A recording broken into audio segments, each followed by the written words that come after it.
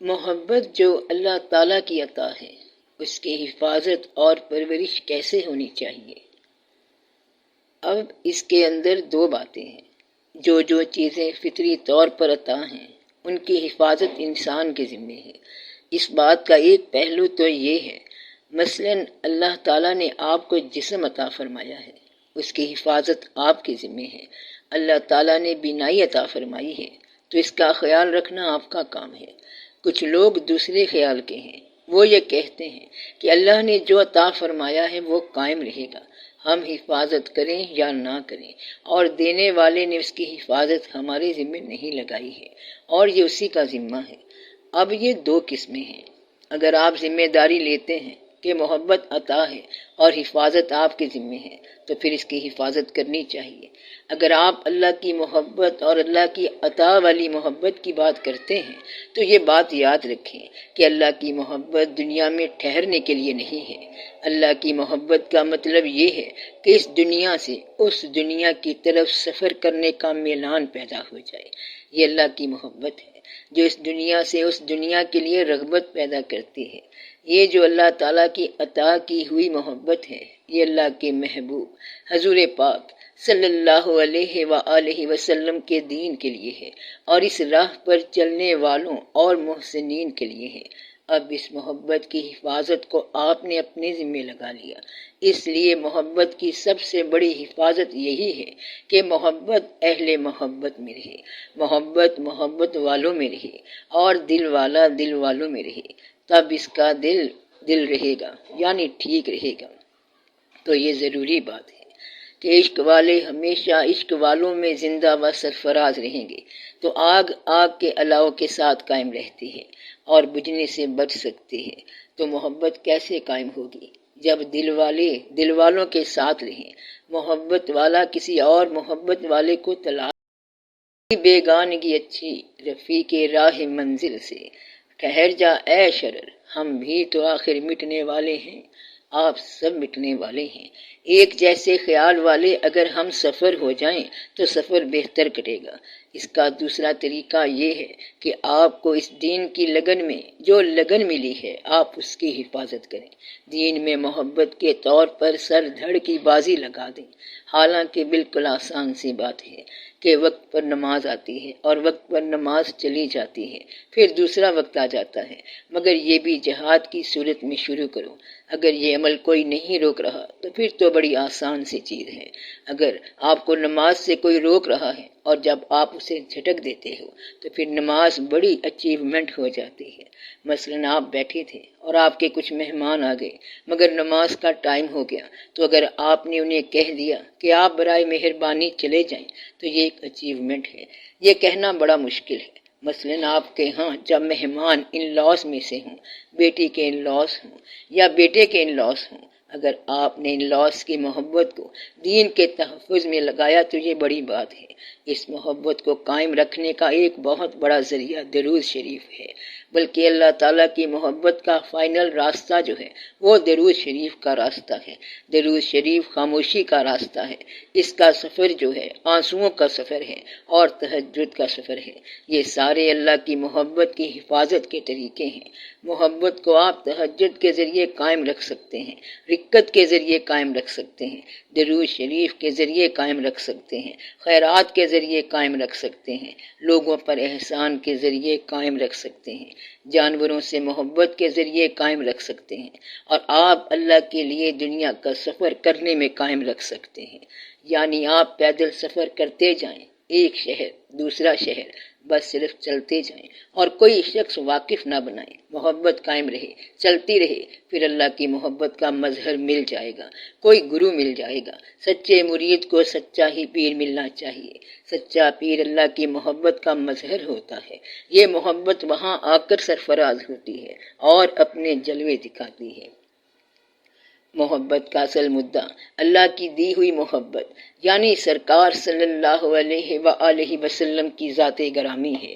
اس محبت کا طریقہ جو ہے اور وسیلہ جو ہے وہ گرو ہے اور پیر ہے۔ اس کے جو باقی طریقے ہیں ان میں درود شریف ہے، شب بیداری ہے، تہجد ہے، تنہائی ہے، سفر ہے اور محبت کے دوسرے رنگ ہیں۔ دنیا والوں کی، عشق والوں کی جتنی بھی داستانیں ہیں ان کا آپ اندازہ لگاؤ۔ مثلاً ہیر رانجھے کا قصہ دیکھو کہ ایک لڑکی اور ایک لڑکا ہے۔ عام آدمی کہے گا کہ پتہ نہیں کون تھا رانجھا۔ اہل دل حضرات کے لیے یہ بڑا واقعہ ہے، وہ بڑی عقیدت سے اسے سنتے ہیں۔ سیف الملوک میاں محمد صاحب رحمۃ اللہ کی کتاب ہے، سننے والے اسے بڑے ادب سے سنتے ہیں، گویا کہ ان کتابوں کے اندر کوئی نہ کوئی محبت کا راز دیا گیا ہے۔ آپ کو یاد ہوگا کہ حضرت امیر خسرو رحمۃ اللہ کو تو یہ ہند کہتے ہیں۔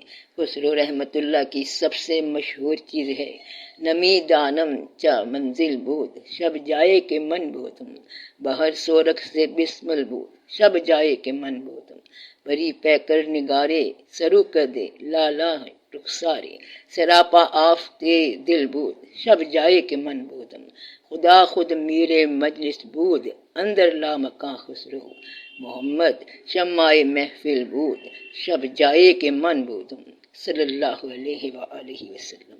امیر خسرو رحمۃ اللہ کے کلیات بھی چھپے ہوئے ہیں۔ امیر خسرو کی کتاب لیلا مجنو جو ہے بہت اچھی کتاب ہے۔ لیلا مجنو میں ساری طریقت لکھی ہوئی ہے۔ قصہ لیلا مجنو کا ہے اور شان خسرو رحمۃ اللہ کے پیر کی ہے۔ مولانا جامی رحمۃ اللہ نعت کے بڑے شہنشاہ ہیں اور لیلا مجنو انہوں نے بھی لکھی ہے۔ لیلا مجنو تو لڑکی اور لڑکے کا قصہ ہے، لیکن نعت والوں نے یہ کیوں لکھا آپ پڑھو گے تو آپ کو پتہ چلے گا۔ دل والے اپنے دل کی سلامتی دل والوں کے قصے میں سمو کر قائم رکھتے ہیں۔ انہوں نے لیلا مجنو کا صرف نام استعمال کیا ہے، لیلا مجنو صرف نام لیے ہیں اور قصہ اپنی روح کا بیان کیا ہے۔ اسی طرح سیف الملوک نام لیا ہے، باقی قصہ میاں محمد صاحب رحمۃ اللہ کی اپنی روح کا ہے۔ وادی توحید کا قصہ ہے، معرفت کا قصہ ہے، سلوک کا قصہ ہے اور نام سیف الملوک رکھا ہوا ہے۔ اب وارث شاہ رحمۃ اللہ کے قصہ ہیر رانجھا کو دیکھیں تو درد کی آشنائیاں ہو رہی ہیں، باطن کے راز معلوم ہو رہے ہیں۔ اور قصے کا کیا نام ہے؟ ہیر رانجھا۔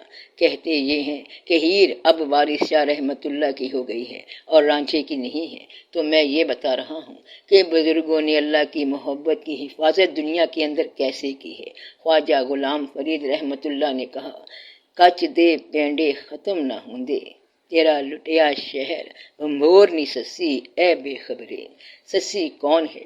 ہر انسان کو اس قصے میں بتایا جا رہا ہے کہ اے بے خبر انسان، تیری دنیا لٹی پڑی ہے اور تو بے خبر ہے، تو برباد ہو چکا ہے۔ جہاں تو بیٹھا ہے اس کے نیچے برف کی سل ہے جو پگھل جائے گی۔ تو صرف بیٹھا ہوا ہے اور حقیقت میں تو کہیں نہیں بیٹھ سکتا۔ جسے تو حفاظت سمجھ رہا ہے وہ تیری حفاظت نہیں ہے، تیری سیکیورٹی بڑی انسیکیور ہے۔ سسی بے خبر ہے کہ اس کا شہر بھنبور لٹ رہا ہے اور اسے پتہ ہی نہیں۔ مقصد یہ ہے کہ یہ بڑی عجیب بات ہے اور سارے کا سارا باطن ہے۔ سسی کیا ہے، بھنبور کیا ہے، کیچ کیا ہے، پنل یار کیا ہے، یہ سب معرفت بیان ہو رہی ہے۔ خواجہ فرید رحمۃ اللہ فرماتے ہیں کہ اتھاں میں مٹھڑی نت جان بلب، او خوش وسطہ بچ ملک عرب، یعنی میں یہاں اپنے گھر میں جاں بلب ہوں اور ہمارے آقا صلی اللہ علیہ وآلہ وسلم عرب کے ملک میں خوش ہیں۔ یہ ہے محبت قائم کرنے کا طریقہ۔ تو پنل یار کون ہے؟ خواجہ فرید رحمۃ اللہ سسی پنوں کی ایک اسی پرانی لوک کہانی میں اپنا درد بیان کر گئے۔ یہ کمال ہے ان بزرگوں کا، قصہ وہاں سے لے لیا اور درد اپنا دے دیا۔ ہیر رانجھا ایک واقعہ ہے اور عرفان کس کا ہے؟ وارث شاہ رحمۃ اللہ کا۔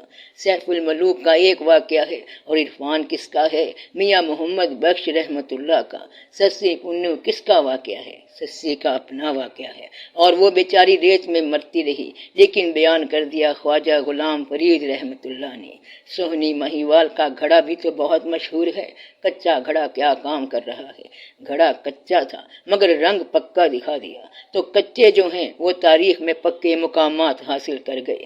یہ بات میں نے کی ہے اور اس بات کا مصنف میں ہوں، یہ بات یاد رکھنا، یہ بڑی بات ہے۔ اس کے اندر حقیقت کیا ہے؟ یہ جتنے بھی بزرگ ہیں یہ سب اللہ کی محبت کو قائم کرنے کی باتیں کر گئے ہیں۔ اگر آپ گجرات کے علاقے میں قوالی سنائیں تو لوگ یہاں بھی روتے ہیں۔ ادھر خواجہ فرید رحمت اللہ کے علاقے میں کوٹ مٹھن اور چاچڑا شریف جاؤ تو وہاں محبت کا اثر اتنا ہے کہ آپ اندازہ نہیں کر سکتے۔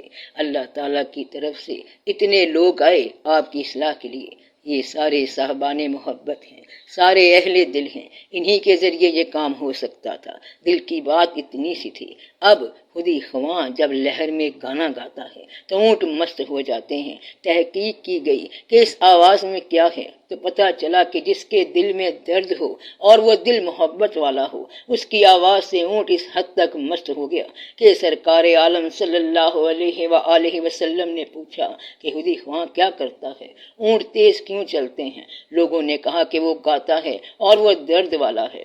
آپ صلی اللہ علیہ وآلہ وسلم نے فرمایا کہ تیرے گلے میں کیا آواز ہے کہ اونٹ چل چل کر پسینہ ہو گئے؟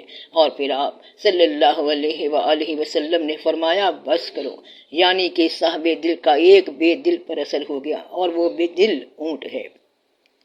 یعنی کہ صاحب دل کا ایک بے دل پر اثر ہو گیا اور وہ بے دل اونٹ ہے۔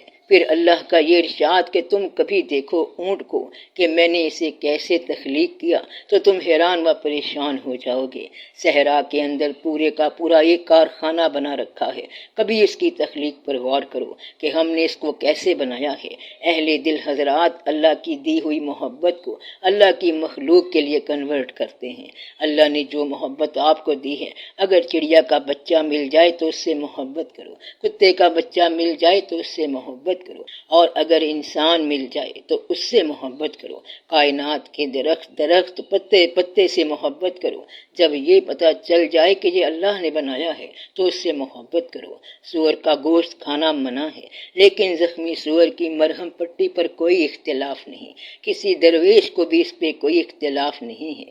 جو محبت سے سرشار ہے وہ ہر چیز کے اندر اللہ تعالیٰ کا روپ اور جلوہ دیکھے گا۔ اللہ نے اپنے راستے پر آپ کو بلانے کے لیے، آپ کی نگاہ کھولنے کے لیے، کشادہ کرنے کے لیے اپنی محبت عطا کی تاکہ آپ کی محبت واہ ہو جائے، اور اللہ کی محبت آپ کی آنکھ کھول دیتی ہے، اور جب آنکھ کھل گئی تو پھر ہر طرف جلوے ہی جلوے ہیں۔ اس کے سورج کا نکلنا اس کا جلوہ ہے، سورج کا ڈوبنا اس کا جلوہ ہے، بہار ہے، برسات ہے، پھول ہیں، کانٹے ہیں، شبنم ہے، موتی ہیں، یہ سب الگ الگ جلوے ہیں۔ آپ کو محبت ہی اس کائنات سے وابستہ کرتی ہے اور محبت عطا کرنے والے کے ساتھ وابستہ کرتی ہے۔ جس شخص کو شعور کوئی نہیں وہ اللہ کو کیا سمجھے گا؟ اس کو اگر کہیں کہ اللہ ہوتا ہے تو وہ کہے گا کہ پتہ نہیں کیا ہوتا ہے۔ اسی طرح جس آدمی کا دل نہ ہو اسے کیا پتہ کہ محبت کیا ہوتی ہے۔ اس لیے اللہ پہلے محبت عطا فرماتا ہے، تو اللہ تعالیٰ نے آپ کو دل دیا، دل میں محبت عطا فرمائی تاکہ اپنے راستے پر بلائے۔ آپ اس راستے پر عقیدت سے چلو اور بندش سے نہ چلو۔ اللہ مہربان ہو جائے تو لطف کے ساتھ اپنے راستے کی اجازت عطا فرماتا ہے۔ اللہ اپنے راستے پر چلنے کی اجازت کے ساتھ محبت عطا فرمائے تو اس کو کہتے ہیں کہ محبت کی عطا۔ اصل میں یہ اللہ کی محبت ہوتی ہے۔